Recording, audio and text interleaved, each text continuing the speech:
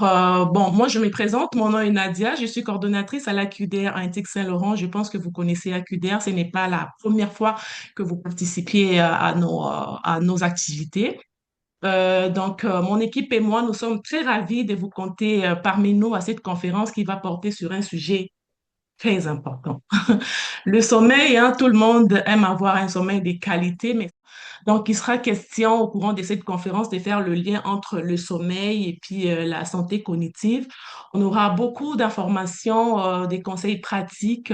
La conférence va être donnée par Solène avec sa collègue Camille. Je vais vous laisser à un moment donné le temps de vous présenter. Alors, je nous souhaite une très belle conférence et puis Solène, je vous laisse la parole. Merci beaucoup de l'invitation à venir parler d'un sujet qui est très important pour nous, Camille et moi. C'est une présentation qu'on a donnée pour la première fois dans le cadre de la Journée de la santé cognitive des aînés, qu'on a un petit peu ajusté là, pour aujourd'hui. Et le titre qu'on avait choisi à ce moment-là, c'est Bien dormir pour bien penser. Donc, la Journée de la santé cognitive des aînés, c'est un événement qui est organisé chaque année par la QNP, l'Association québécoise des neuropsychologues, donc l'Association des neuropsychologues du Québec, pardon. Camille et moi, on est membres. Donc, je vais regarder. Mes diapositives fonctionnent. Attendez. Oui, OK, d'accord. Je vais prendre une petite seconde pour nous présenter. Donc, moi, c'est Solène Marenne. Je suis neuropsychologue spécialisée en gériatrie et je travaille à l'Institut universitaire de gériatrie de Montréal. J'ai un intérêt en particulier pour le sommeil depuis longtemps et je travaille notamment à la clinique de sommeil de l'Institut universitaire de gériatrie. Camille, je vais te laisser te présenter brièvement. Ben, écoutez, ce ne sera pas très compliqué. Donc, mon nom, c'est Camille Larsen-Dupuis. Je suis aussi neuropsychologue, en fait, collègue à Solène, à l'Institut de gériatrie de Montréal, où on est amené à faire des évaluations des capacités cognitives des personnes, donc d'aller évaluer la concentration, la mémoire et tout, mais pour lequel on doit toujours prendre en considération aussi, évidemment, le sommeil, puisque ça peut avoir un impact. Et c'est ce dont on va vous parler aujourd'hui. Donc, le plan de la présentation, on va essayer de répondre à quelques questions que je pense qui se posent souvent chez les aînés. La première, c'est comment est-ce que le sommeil change avec le vieillissement? Donc, avec le vieillissement normal, à quoi est-ce qu'on peut s'attendre comme modification dans notre sommeil? Ensuite, on va parler de justement quand il y a des changements qui sont pas tout à fait normaux. Donc, quand est-ce qu'on parle de troubles du sommeil? Qu'est-ce qui est un trouble du sommeil chez les aînés? Ensuite, on va parler évidemment du lien avec la cognition. Donc, lorsque le sommeil est affecté, quel impact ça peut avoir sur la cognition chez les aînés? Et je pense le sujet dont les gens veulent le plus qu'on parle, c'est comment améliorer notre sommeil concrètement. Quelles sont les actions qu'on peut prendre pour améliorer la qualité de notre sommeil? Donc, comme je le disais, on va commencer avec les changements du sommeil avec le vieillissement, puis on va commencer par quelques vrais ou faux.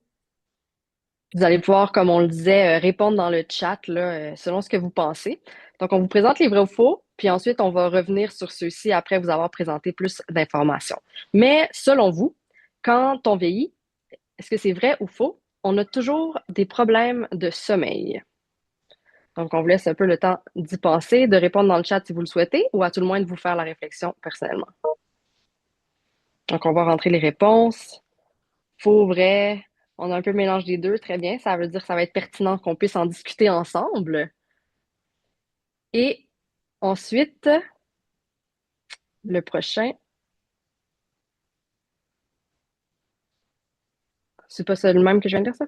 Je vois le même quand on vieillit, on a toujours des problèmes de Excuse, sommeil. je ne sais pas pourquoi, mais j'arrive pas à passer à la diapositive suivante. OK. Quand on vieillit, on a besoin de moins de sommeil. Celui-ci, vrai ou faux selon vous, est-ce qu'on a besoin de moins de sommeil en vieillissant? Encore une fois, on voit des opinions partagées, on a du vrai, du faux, donc on va aller s'attarder à tout ça. Si je me trompe pas, on va commencer par une... Ah oui, non, voilà. On va d'abord se dresser un petit portrait de qu'est-ce que la plupart des gens ressentent. En fait, ce qu'on peut voir, c'est qu'il y a 20% des personnes aînées qui ont des plaintes qui s'apparentent à de l'insomnie chronique. Puis on va revenir un peu sur ce qu'est l'insomnie chronique. Euh, mais 50% des gens qui, au total, ont des plaintes qui sont reliées au sommeil. On peut regarder ça de deux côtés, c'est-à-dire que parallèlement à ça, il y a 50% des personnes aînées qui sont satisfaites de leur sommeil. Donc, c'est pas absolument tout le monde qui a des plaintes à ce niveau-là. Puis on va regarder ça un peu de plus près. Excellent. Puis pour parler plus précisément de quels sont les changements dans le sommeil avec le vieillissement, on va vous présenter une courte capsule qui a été enregistrée avec Dr Nadia Gosselin, neuropsychologue et chercheur en sommeil. Donc, je vais arrêter le partage de mes diapositives pour vous partager la vidéo de Dr.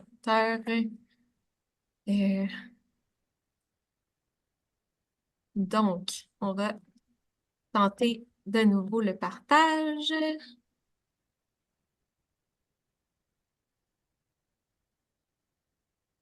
OK. Donc,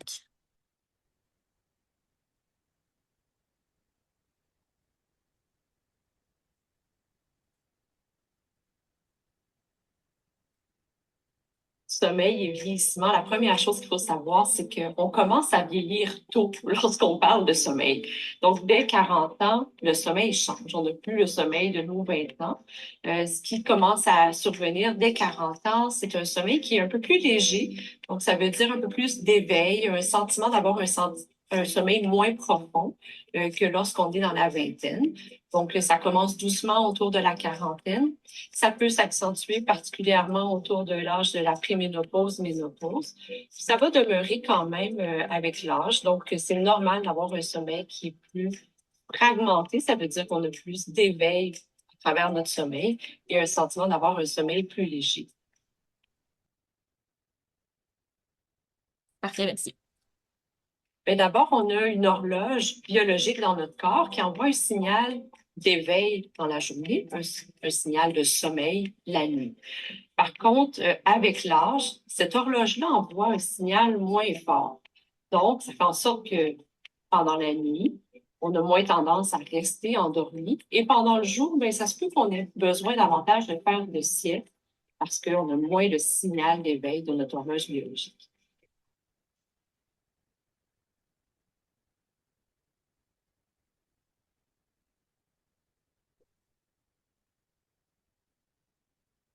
Il y a un autre mécanisme, donc une autre façon dont on s'endort le soir, c'est le fait qu'on a accumulé un besoin de sommeil. Donc, lorsque on vieillit, on est moins résistant à cette pression, ce besoin de sommeil. Ça veut dire que ben, avec l'âge, parfois à 21 heures ou 22 heures, on a vraiment le goût d'aller s'endormir. Alors que lorsqu'on est un jeune adulte ou un adolescent, ben, on est capable de faire des nuits blanches facilement. Donc, avec l'âge, cette résistance-là au besoin d'aller dormir, ben, elle est moins grande, donc on s'endort plus facilement en soir.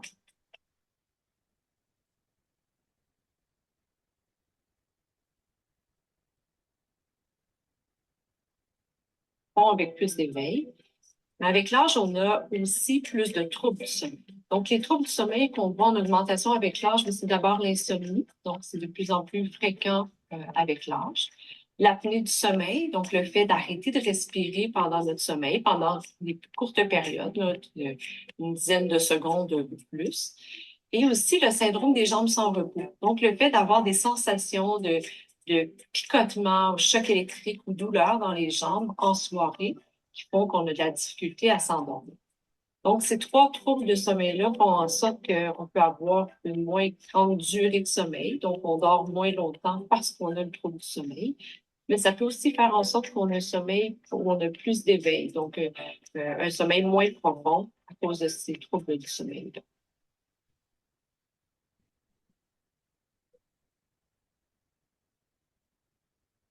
Donc,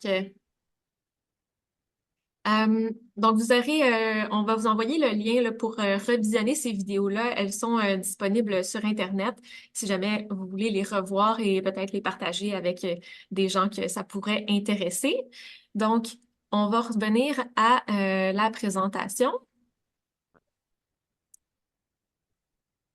Donc, est-ce que vous voyez bien mon écran? Tout est bon? Parfait. Donc, on va refaire un petit retour, dans le fond, sur l'ensemble des informations que Dr. Gosselin nous a partagées. Puis on va voir quels sont donc les changements normaux auxquels on peut s'attendre avec le vieillissement donc normal. La première chose qui change, ça va être, évidemment, elle le dit, la durée du sommeil. Donc, le besoin de sommeil change à travers la vie. Puis comme on peut le voir sur mon graphique, ça change depuis le début de la vie jusqu'à la fin. En termes de nombre d'heures du sommeil, la durée qui est recommandée, elle évolue avec le temps. Je pense que naturellement, on le sait un petit peu. Donc, c'est ça, je revenais un peu sur ce que Dr. Gosselin nous avait expliqué dans sa vidéo, comme quoi il y a plusieurs changements qui sont normaux avec le sommeil. Puis, ce que j'expliquais avant d'être coupée, c'est que la durée du sommeil, c'est une des principales choses qui changent tout au long de la vie. Donc, dès l'enfance, il y a des changements majeurs dans la durée du sommeil, le besoin de sommeil qui est présent. Puis, ces changements-là continuent au cours de la vie. On peut parfois avoir l'impression qu'une fois qu'on est adulte, notre besoin de sommeil ne change plus, mais en fait, c'est faux. Donc, on peut voir vers la fin du graphique qu'il y a des différences entre le sommeil attendu et normal entre un jeune adulte de 18 à 25 ans et en vieillissant. Donc, chez les aînés de plus de 65 ans, on s'attend à ce que la durée recommandée de sommeil soit entre 7 et 8 heures. Par contre, ce que vous pouvez voir en rouge, c'est que la durée acceptable, donc, va de 9 à 5 heures. Donc, pour certaines personnes de 65 ans, une durée de sommeil de 9 heures, c'est tout à fait normal, ça peut être tout à fait normal. Et au contraire, une durée de 5 heures pour certains aînés, ça peut aussi être normal tant que donc notre satisfaction avec notre sommeil demeure. Ensuite, je parlais du fait que la deuxième chose qui change avec l'âge, c'est la profondeur du sommeil. En fait, le sommeil, ce n'est pas un état unique. Il y a plusieurs stades au sommeil et chaque stade a son rôle particulier. Et il y a des changements dans les stades du sommeil avec le vieillissement. Donc, le stade 1, c'est vraiment le sommeil le plus léger. Puis là, on parle de la transition entre l'éveil et le sommeil. En fait, si on réveille les gens qui sont en stade 1 de sommeil, il y a plusieurs personnes qui vont nous dire qu'elles n'étaient pas en train de dormir, qu'elles étaient réveillées en fait. Mais quand on regarde au niveau de ce qui se passe au niveau de leur cerveau, des ondes cérébrales, on sait qu'elles étaient en fait en train de transitionner vers le sommeil. Ensuite, on a le sommeil de stade 2, qui est le sommeil léger. C'est le sommeil qui va occuper donc une bonne partie de la nuit et qui est donc assez récupérateur. Ensuite, on va avoir le sommeil de stade 3, qui est vraiment le sommeil le plus profond et le plus récupérateur au niveau de l'énergie. C'est vraiment là qu'on va aller récupérer notre énergie. Et finalement, on a le sommeil paradoxal, qui est le sommeil des rêves. On appelle ça paradoxal parce que au niveau de l'activité de notre cerveau, c'est un état cérébral qui est très, très actif parce que justement, on va faire des rêves, alors que le reste de notre corps, lui, est en repos maximal. Donc, ces 4 stades de sommeil vont donc s'alterner en cycle de 90 minutes et vont se répéter à travers la nuit. Donc, on peut passer à la diapositive prochaine pour voir qu'est-ce qui change avec le vieillissement. Donc, dans le vieillissement, on va passer plus de temps en stade 1, donc plus de temps avec un sommeil léger et aussi plus de temps en stade 2. Donc, les 2 stades de sommeil qui sont un peu plus légers, on va passer une plus grande proportion de notre nuit dans ces stades-là. Et on va avoir moins de sommeil de stade 3 et moins de sommeil de stade 4. Donc, les stades de sommeil les plus profonds, on va en avoir moins avec le vieillissement. Puis, on pense que ça, c'est un phénomène qui est normal. Donc, notre cerveau aurait besoin de moins de stades 3 et 4 en vieillissant. Mais le fait qu'on ait moins de sommeil profond, ça peut donner l'impression que, justement, notre sommeil est plus léger qu'auparavant. On peut passer à la diapositive suivante. Donc, dernièrement, une autre chose qui change vraiment de façon importante avec le vieillissement, c'est notre horloge biologique. Dr. Gosselin en a parlé aussi. Donc, on a tous notre horloge biologique interne et qui n'est pas toute à la même heure. Donc, On le sait, il y a des gens qui sont plutôt des lève-tôt, qui vont prendre plaisir à être debout là, dès 5, 6 heures du matin et qui vont se sentir en pleine forme à ces heures-là. Et on a, à l'inverse, les couche-tard, les chouettes. Et je me compte parmi les chouettes, où justement, on a plus de misère à se lever tôt le matin, puis on va se sentir plus en forme, plus vers la fin de la journée, puis on va apprécier se coucher tard. Évidemment, il y a aussi la plupart des gens qui sont quelque part entre les deux. Et donc, cette tendance biologique, qui est en partie génétique, elle tend à changer avec l'âge. Donc, on va souvent avoir tendance à devenir un peu plus matinal avec le vieillissement. Ça ne veut pas dire que toutes les personnes aînées donc vont devenir nécessairement là, des alouettes, mais il y a une tendance avec l'âge à aller se coucher légèrement plus tôt. Donc, si on était peut-être une chouette plus tôt dans notre vie, ben, on va avoir tendance à regagner un sommeil qui est un peu plus comme régulier. Puis si on était déjà une chouette plus jeune, on va avoir tendance à aller se coucher encore plus tôt. Et c'est pas nécessairement un problème, c'est une tendance qui est naturelle avec l'âge. Donc, on peut passer à la diapositive suivante. Donc, c'est un petit retour sur les vrais ou faux.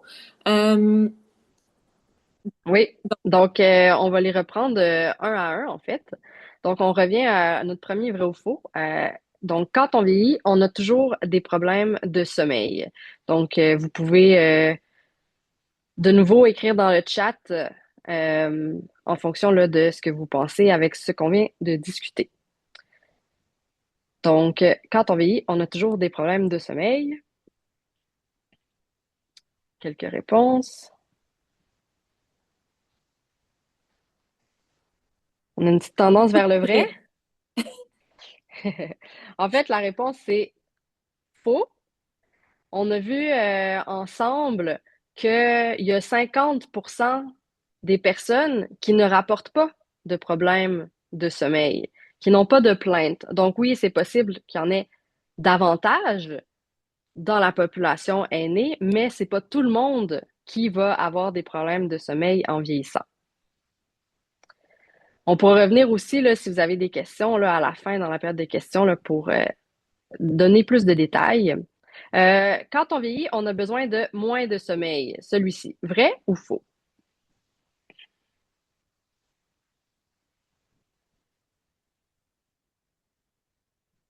OK. Donc ici, on a une tendance à dire que c'est vrai et effectivement, on a vu le graphique où ce qu'on voit, c'est que la tendance générale, c'est qu'on a besoin d'un peu moins d'heures de sommeil. C'est pas une très grande différence avec l'âge adulte, mais quand même, il y a pour la tendance, la moyenne générale des gens, un peu moins besoin de sommeil. Puis là, on a une question bonus dans cette version des diapositives. Puis je vais laisser Célène élaborer sur la question. Si je dors mal, je vais tomber malade. Oui, donc ça, c'est une autre des questions qu'on se fait poser souvent. Donc, je vois déjà dans le chat des vrais, des faux. Ça va être quelque chose dont on va parler plus en profondeur dans la deuxième partie de la présentation. Donc, on va parler de justement quels vont être les impacts d'un mauvais sommeil sur notre cognition puis notre santé. Mais c'est sûr que intuitivement, là, j'en vois beaucoup dans le chat qui pensent qu'effectivement, il y a un lien entre notre sommeil et notre santé. Fait que, si on fait prochaine diapositive, un petit résumé de ce qu'on a appris sur les changements avec le vieillissement. Donc, à la prochaine diapositive. Je pense que le résumé va être le bienvenu après ces quelques interruptions.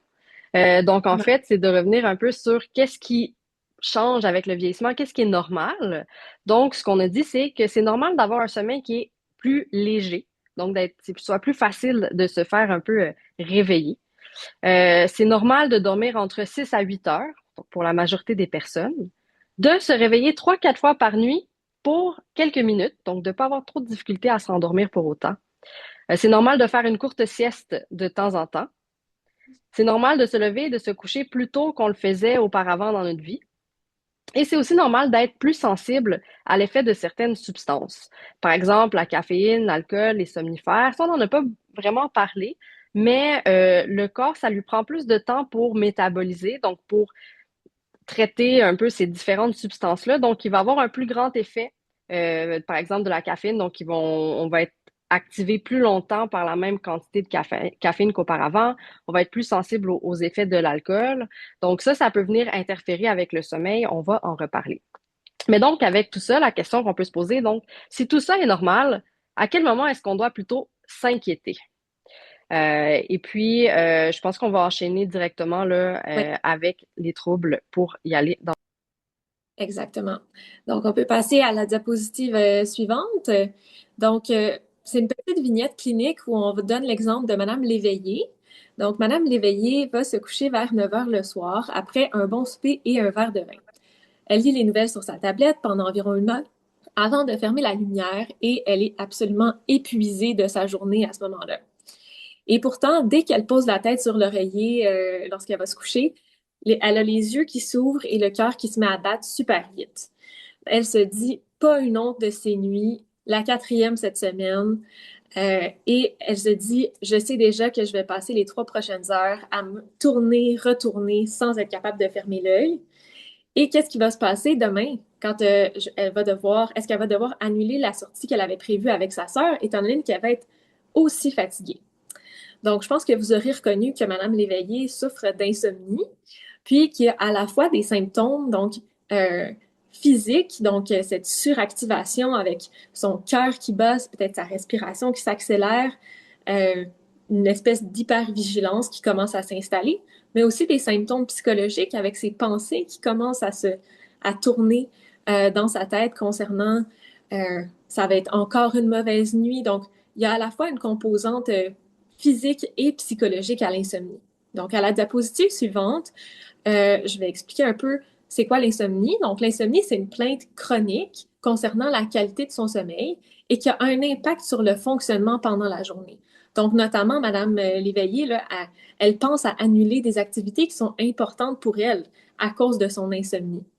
On parle d'une plainte chronique parce que il faut que ça fasse il faut que ça survienne 3 soirs par semaine pendant au moins 3 mois pour être considéré comme de l'insomnie chronique. Donc, elle peut concerner, on peut avancer un petit peu, l'endormissement, ensuite, le maintien et, suivant, les éveils matinaux. Donc, il y a 3 types de difficultés qu'on peut rencontrer dans l'insomnie. On peut soit avoir de la difficulté à s'endormir initialement, comme le décrit Madame Léveillé. On peut aussi avoir de la difficulté à maintenir notre sommeil durant la nuit, donc se réveiller vraiment souvent pendant la nuit et pas réussir à s'endormir facilement. Et finalement, on peut avoir des éveils matinaux, donc se réveiller beaucoup plus tôt que ce qu'on souhaiterait, puis pas réussir à se rendormir, par exemple vers 3, 4 heures du matin, et là, pas réussir à se rendormir. Comme je le disais, c'est un problème qui survient au moins 3 nuits par semaine depuis au moins 3 mois pour être qualifié d'insomnie chronique. À la diapositive suivante, on peut voir que l'insomnie, c'est la difficulté la plus souvent rapportée par les personnes de plus de 65 ans. On parle d'environ 20% des aînés qui vont rapporter ça. On peut avancer 3 fois pour voir le restant de la diapositive. Donc, certaines personnes sont plus vulnérables à vivre des périodes d'insomnie, c'est-à-dire qu'il y a une composante un peu génétique interne sur qui est le plus susceptible de faire de l'insomnie. Donc, notamment, les femmes sont plus susceptibles de faire de l'insomnie, sont plus vulnérables, mais il y a également des caractéristiques personnelles, comme être de nature anxieuse à la base ou être un peu perfectionniste. On sait que c'est lié avec la survenue de l'insomnie. L'insomnie, souvent, elle peut être déclenchée par un événement de vie stressant. Avec Madame Léveillé, on ne sait pas qu'est-ce qui a déclenché son insomnie, mais parfois, c'est des événements importants comme un déménagement, une maladie, une promotion au travail qui va déclencher une période d'insomnie. Par contre, une fois qu'elle est déclenchée, il y a toujours des facteurs de maintien qui vont s'installer. Donc, des choses qu'on va faire pour s'adapter au manque de sommeil. Par exemple, faire la sieste, avoir un horaire de sommeil irrégulier où on va passer plus de temps au lit le matin, ça va venir maintenir dans le temps les difficultés d'insomnie. Donc, c'est pas juste le déclencheur, mais lorsque l'insomnie persiste, c'est vraiment qu'il y a des facteurs de maintien qui se sont installés. Donc, on peut passer à la diapositive suivante. Et c'est là qu'on va pouvoir parler du cycle de l'insomnie. Par exemple, quand on parle d'un événement stressant, puis ça peut être un événement positif comme un événement négatif, un de ceux que j'entends souvent, c'est par exemple la naissance d'un enfant, c'est un événement stressant, mais positif, c'est souvent un déclencheur important pour les difficultés de sommeil. Mais prenons un autre exemple, ça peut être par exemple un déménagement.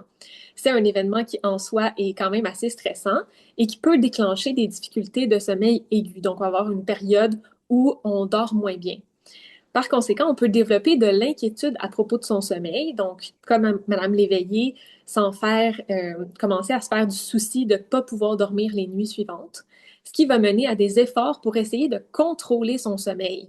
Donc, par exemple, vouloir faire des siestes ou aller se coucher beaucoup plus tôt. Mais ça, c'est des comportements qui vont être ultimement contre-productifs. Si on va se coucher beaucoup plus tôt, ben, on va pas nécessairement s'endormir mieux à ce moment-là, ce qui va éventuellement mener à une aggravation des difficultés. Donc, on va aller se coucher plus tôt et du coup, on va faire encore plus longtemps de l'insomnie. Et ça va mener évidemment à de la détresse. Puis la détresse elle-même devient l'événement déclencheur d'une nouvelle boucle d'insomnie. Où en fait, c'est le fait qu'on fait de la détresse par rapport au fait de pas dormir qui va devenir notre nouvel événement stressant, qui va accentuer nos difficultés de sommeil, qui va augmenter nos inquiétudes, etc. Donc, c'est comme un cercle vicieux de l'insomnie dans son maintien qui est lié à l'anxiété qu'on fait par rapport à son sommeil. Donc ça, c'est pour ce qui est de l'insomnie en soi.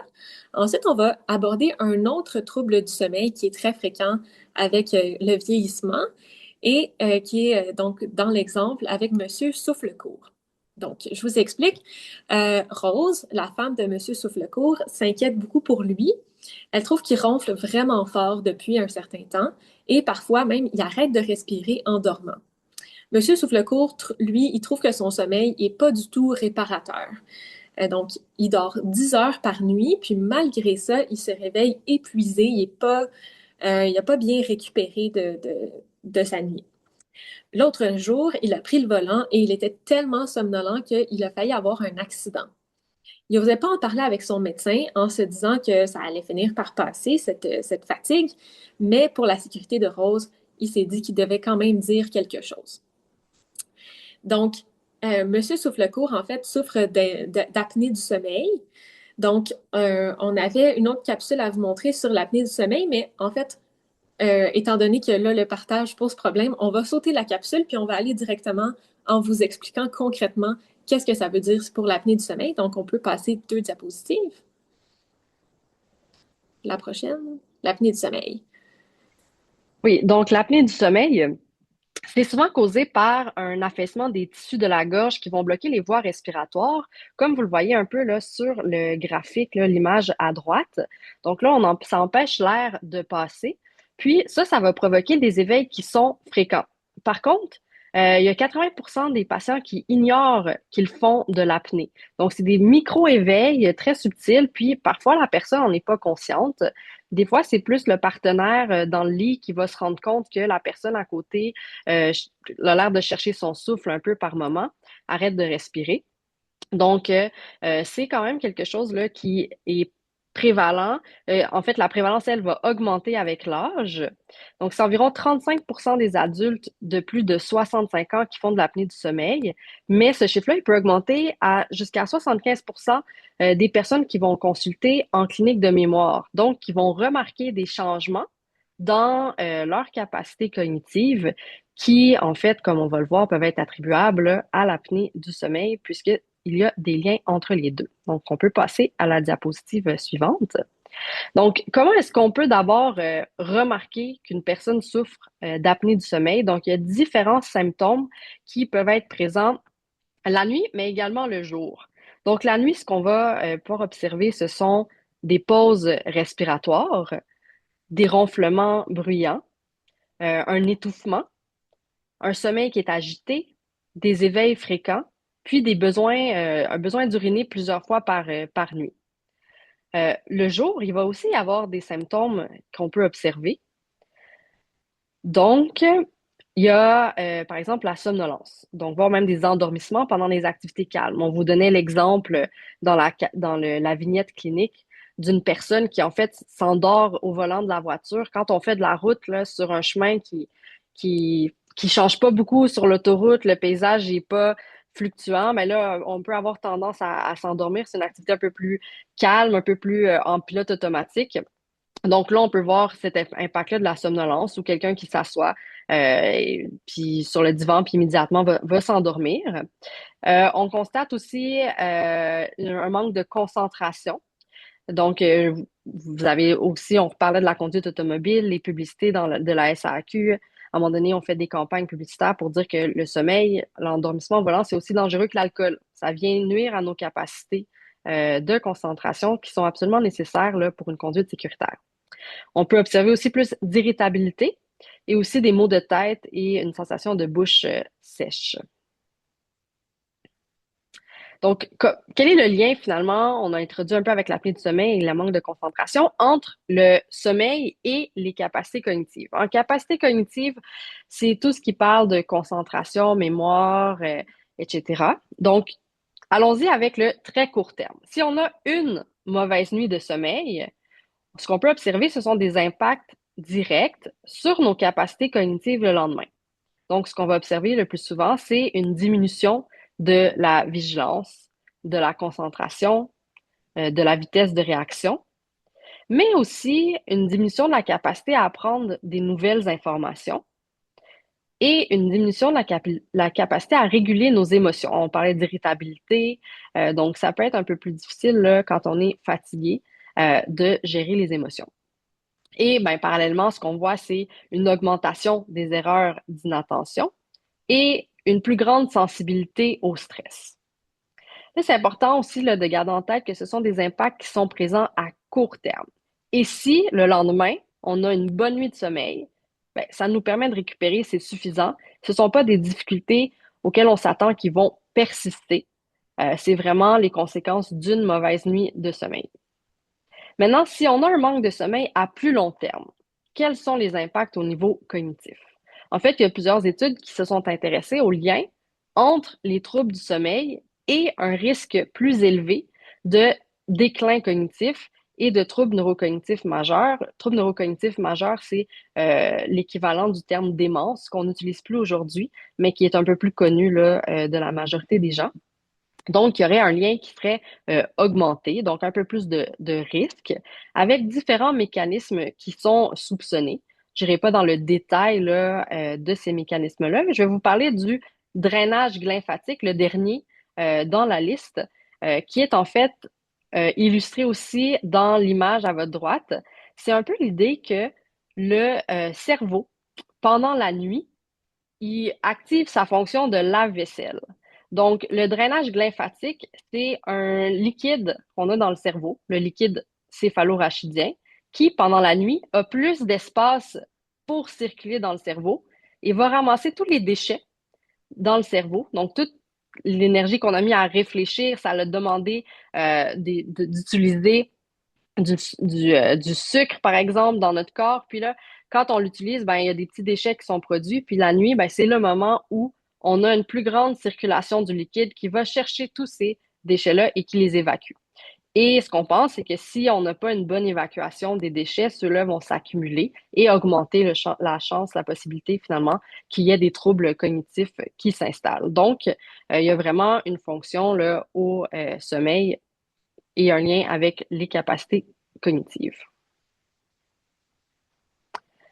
L'apnée du sommeil, donc on a parlé aussi qu'il y a des impacts qu'on peut observer dès pendant le jour, d'avoir des difficultés de concentration. Donc, c'est sûr qu'il y a des domaines qui sont plus vulnérables.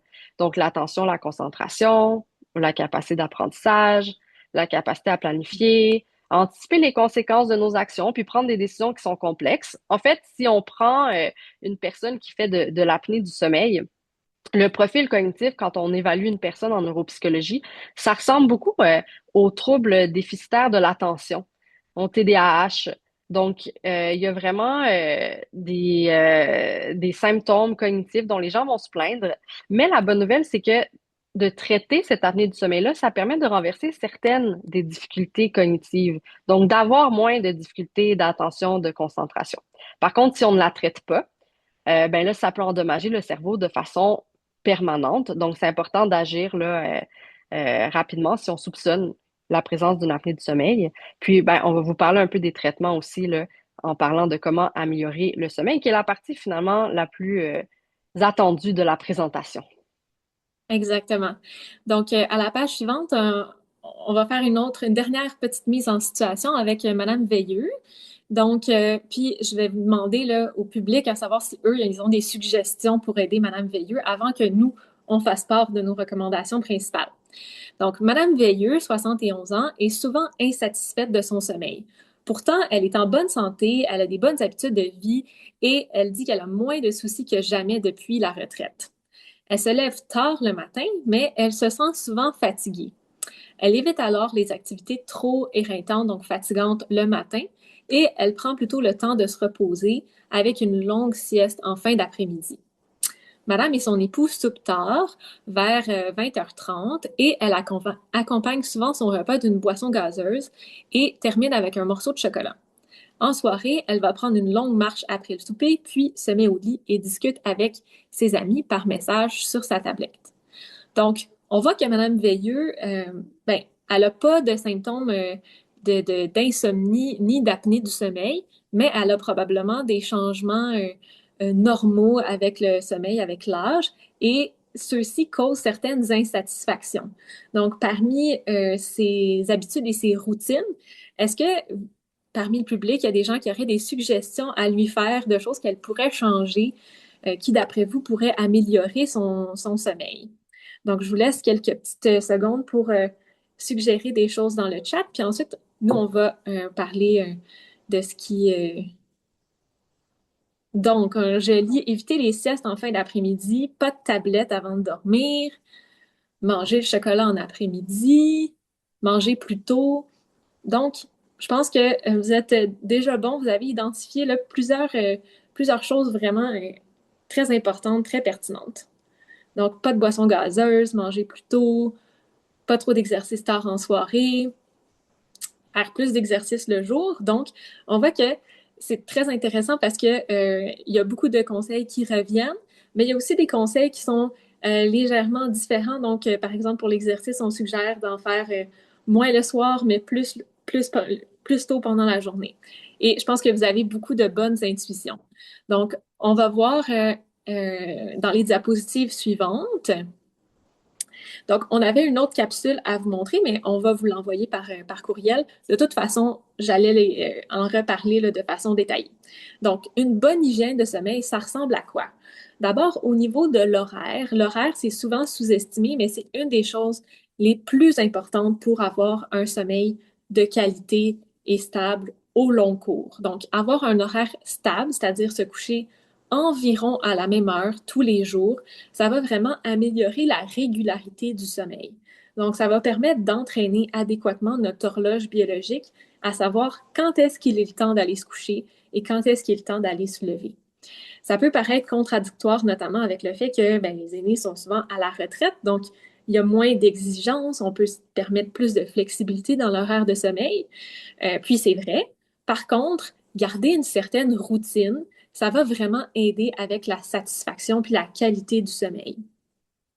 Donc, également, ce qui peut aider, c'est se créer une routine quotidienne de préparation au sommeil. Je pense qu'on a toutes naturellement une certaine routine. Donc, on va se laver le visage, se brosser les dents, se mettre en pyjama, peut-être faire une petite lecture.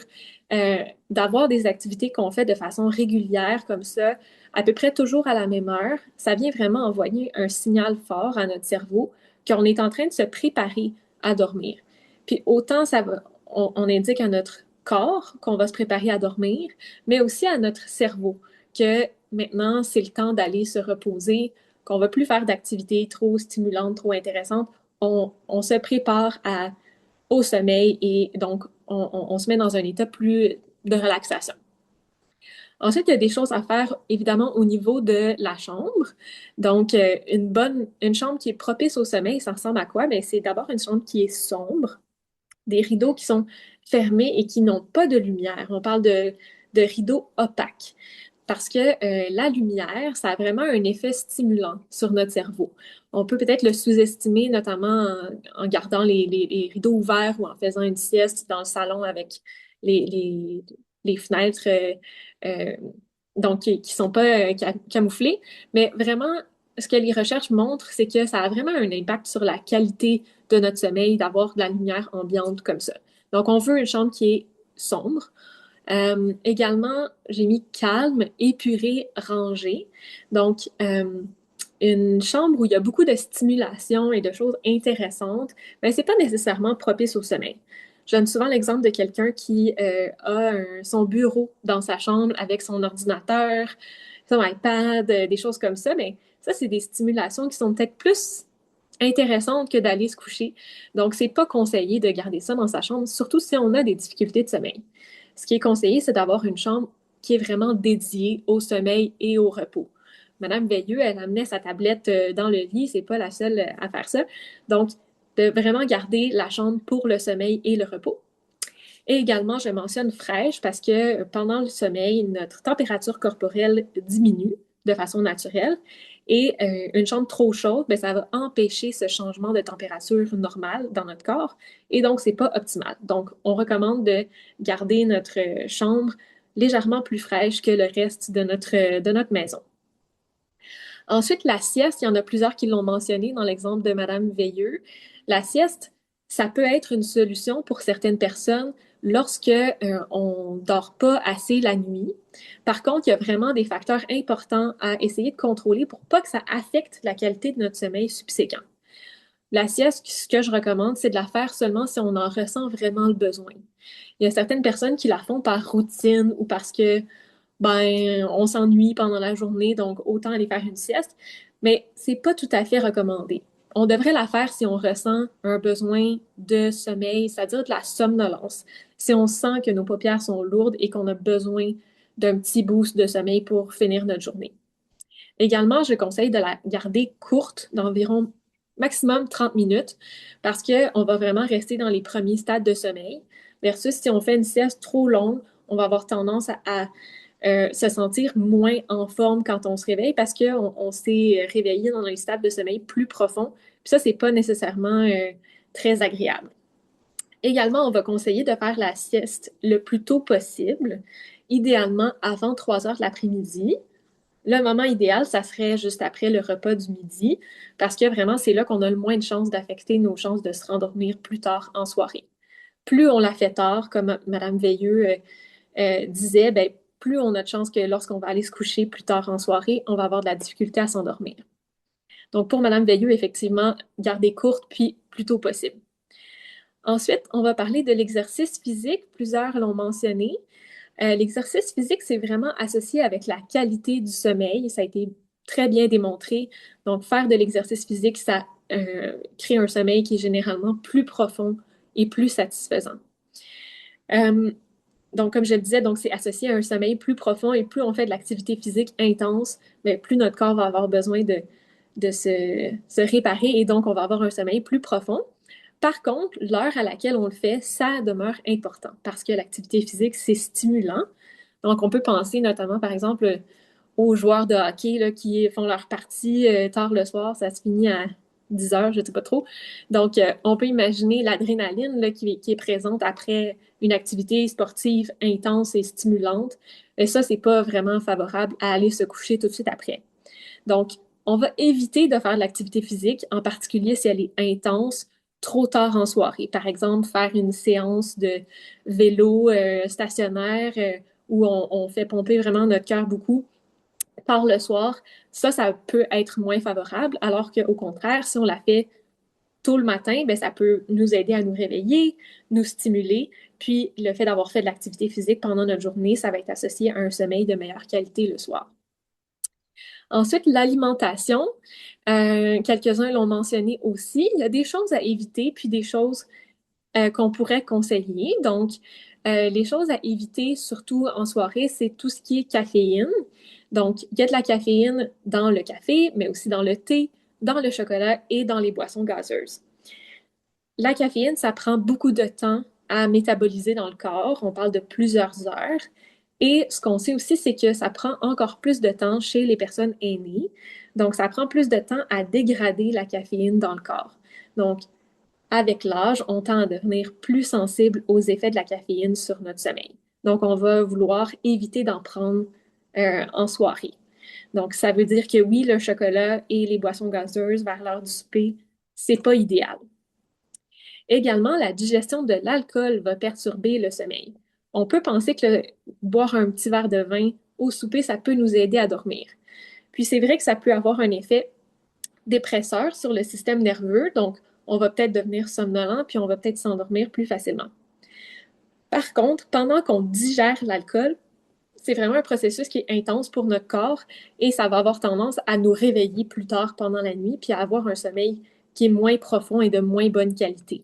Donc, vraiment, on le sait que l'alcool, ça peut souvent être utilisé comme un somnifère là, de fortune, mais c'est vraiment à éviter parce que ultimement, ça va venir déranger notre sommeil. Si on prend de l'alcool, essayez de le prendre le plus tôt possible pour l'avoir digéré avant d'aller au lit, c'est toujours mieux. Ensuite, on va éviter les repas qui sont trop copieux et les aliments difficiles à digérer trop près du sommeil. Donc, manger très tard et aller se coucher peu de temps après, c'est sûr que notre corps est encore en train de digérer, c'est pas favorable au sommeil. Et certains aliments sont plus difficiles à digérer, comme les légumes crus, les choses qui sont fermentées. On va essayer de les éviter trop près de l'heure du sommeil. Ça peut être correct si on a faim vers l'heure, euh, plus tard en soirée, de prendre une petite collation. Par exemple, un yogourt ou des granolas un peu avant d'aller se coucher, parce que si on a faim, ça peut aussi être dérangeant pour notre sommeil. Par contre, on va essayer d'éviter des choses qui vont être trop lourdes, trop difficiles à digérer juste avant d'aller se coucher. Et finalement, on fait attention aux liquides avant d'aller dormir. Donc, je sais bien qu'il y en a plusieurs qui sont habitués à prendre une petite tisane avant d'aller se coucher. Ça a un effet relaxant. On se dit, ça va être super pour mon sommeil. Ben, pas tout à fait. Déjà, il n'y a pas vraiment de tisane miracle qui va avoir un impact incroyable sur notre sommeil, mais surtout, ben, boire beaucoup de liquide, ça peut stimuler notre vessie et donc ça augmente nos chances de devoir se lever pendant le début de la nuit pour aller à la toilette. Ensuite, les écrans, c'est peut-être quelque chose dont on entend plus parler de façon récente. Donc, les écrans, que ce soit les écrans de la tablette, le téléphone, l'ordinateur, tout ça, ils sont stimulants pour plusieurs raisons. D'abord, ils sont stimulants pour leur contenu. Donc, c'est des choses qui vont nous intéresser, nous interpeller, activer notre cerveau, nous faire réfléchir. Ça, c'est pas très propice au sommeil de base. Mais également, les écrans produisent de la lumière. Et cette lumière-là, elle va signaler à notre cerveau que il fait jour, on est pendant la journée et donc c'est pas le moment d'aller se coucher. Ça va diminuer la production de certaines hormones, notamment la mélatonine, qui elle est vraiment associée avec un sommeil réparateur. Donc, lorsqu'on s'expose à des écrans tard en soirée ou pendant la nuit, par exemple, Madame Veilleux qui regarde sa tablette juste avant d'aller se coucher, ça indique à son cerveau que c'est le jour, c'est pas le moment d'aller dormir et donc ça va être plus difficile d'avoir un bon sommeil juste après. Ce qu'on recommande généralement, c'est d'éviter l'exposition aux écrans au moins 1 heure avant de dormir.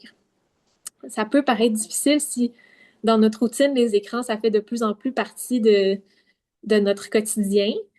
Puis ce que je dis à ce moment-là, c'est que plus les écrans sont loin de notre visage, moins l'effet va être grand.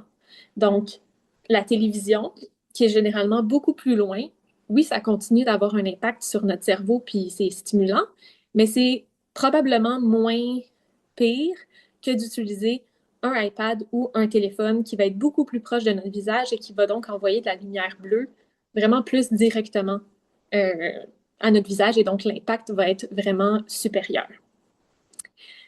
Donc, ça fait le tour un peu des principaux conseils pour l'hygiène de sommeil. Euh, Plusieurs là, s'appliqueraient à Madame Veilleux. On va peut-être attendre avant de reparler de quels conseils vous ont marqué, puis on va aller tout de suite à quand est-ce qu'il faut demander de l'aide. Donc, peut-être que certains d'entre vous vous dites, j'ai déjà essayé la plupart de ces stratégies pour améliorer mon hygiène de sommeil. Donc, on peut passer à la diapositive suivante.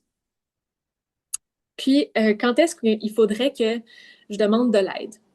Donc, Première étape, évidemment, c'est que les changements dans les habitudes de vie, tels que ceux que je viens de décrire, c'est évidemment la première chose qu'on doit essayer de faire pour résoudre un problème. Par contre, si on a essayé ces stratégies-là, puis qu'on n'obtient pas de résultat, il ne faut pas hésiter à consulter, notamment lorsque les difficultés de sommeil sont persistantes. C'est-à-dire, elles surviennent plusieurs fois par semaine, pendant plusieurs semaines, voire pendant plusieurs mois. Et moi, c'est pas rare que je vois dans mon bureau des gens qui ont des problèmes de sommeil depuis plusieurs années, parfois même des décennies, et qui ont beaucoup attendu à consulter parce que parfois on ne se sent pas à l'aise de parler de notre sommeil. On se dit c'est pas si important que ça m'affecte pas tant que ça, mais quand c'est vraiment persistant, ça vaut la peine d'en parler. Puis également, je recommande de consulter lorsque nos difficultés de sommeil ont un impact sur notre bien-être pendant la journée. Ce que ça veut dire, c'est est-ce que justement on se sent tellement fatigué, épuisé que ça affecte le type d'activité qu'on va faire? Est-ce qu'on va se priver de faire des choses? Est-ce qu'on va, par exemple, éviter de conduire parce qu'on sait qu'on est très, très fatigué? On va éviter d'aller dans des occasions sociales parce que, justement, on est fatigué, donc on s'isole en raison de ça. Donc, à qui demander de l'aide? Mais d'abord, je vous recommanderais de consulter des sources d'informations fiables pour obtenir des conseils concrets, ce que vous faites déjà en venant à la conférence de la QDR, donc première étape déjà faite. Donc, mais je vais aussi vous suggérer des sites gouvernementaux et d'associations professionnelles de centres de recherche qui donnent de l'information qui est fiable sur quelles recommandations on peut essayer de faire pour ajuster son sommeil. Deuxième étape, c'est d'en parler à un professionnel de la santé. Donc ça, il y a différents professionnels de la santé qui peuvent vous aider avec votre sommeil. Donc, on peut cliquer de nouveau pour... voilà. Donc, évidemment, moi, je suis neuropsychologue et ma collègue Camille aussi. Donc, on est parmi les professionnels avec donc les psychologues et neuropsychologues qui peuvent suggérer des traitements puis des stratégies concrètes pour aider les individus qui font face à des problèmes de sommeil, qui veulent faire des changements dans leur hygiène de sommeil, mais qui vont aussi au-delà, qui peuvent traiter certains troubles du sommeil. Et évidemment, les médecins de famille ou des médecins spécialistes, dans certains cas, en médecine du sommeil, peuvent aussi faire partie des professionnels qui peuvent donner de l'aide pour les troubles du sommeil. En particulier, donc, les troubles du sommeil, donc, comme je le disais, pour l'apnée du sommeil et l'insomnie, il y a des traitements qui existent et les professionnels de la santé peuvent vous aider à avoir accès à ces traitements. Brièvement, pour l'insomnie, le traitement principal qui est recommandé, c'est la thérapie cognitive comportementale pour l'insomnie. C'est une thérapie qui se donne parfois en individuel ou parfois en groupe par des psychologues, des neuropsychologues et certains médecins, parfois psychiatres, et qui a pour but de vraiment restructurer notre rythme de sommeil et repartir sur des meilleures bases, mais aussi de travailler sur les pensées, les croyances qui sont en lien avec le sommeil, parce que quand on l'a vu plus tôt là, dans l'insomnie, il y a souvent une composante d'anxiété qui est présente. Et donc, travailler sur l'anxiété par rapport au sommeil, ça fait vraiment partie du traitement recommandé. Pour l'apnée du sommeil, le traitement qui est recommandé, ça va être moins les psychologues qui vont le donner, mais plutôt les médecins. Donc, le traitement qui est recommandé, vous en avez peut-être entendu parler, c'est un appareil de ventilation par pression positive continue, ou qu'on appelle aussi le CPAP, donc qui est un masque qui est porté la nuit et qui va pousser de l'air à travers le passage nasal, qui va donc garder les voies respiratoires ouvertes pendant toute la nuit. C'est un appareil qui est généralement bien toléré. Les nouveaux modèles sont très, très silencieux. Et ce que Camille a décrit justement, c'est que on le sait que ce traitement-là est extrêmement efficace pour non seulement donc arrêter les arrêts respiratoires, mais aussi renverser les impacts cognitifs de l'apnée du sommeil. Donc, on va vous mettre des ressources. Donc, il y a toutes sortes de ressources qu'on vous suggère. Donc, on va envoyer le lien là, vers une infographie qu'on a préparée qui résume un peu les principaux points de notre présentation, autant sur les troubles du sommeil que sur les changements qui sont normaux avec l'âge, et un lien vers notre site web. Camille, est-ce que tu veux terminer? Oh, J'avais rien de particulier à ajouter, OK, là. Je pense que tu as fait une excellente présentation. Puis je pense que les livres que tu suggères sont aussi des bonnes sources d'informations là, pour aller plus loin. parfait. Donc, c'est ça, on va vous envoyer le lien vers l'infographie et les capsules qu'on a filmées, qu'on aurait aimé toutes vous montrer, mais que vous allez pouvoir regarder, qu'on a quand même bien résumé le contenu des capsules.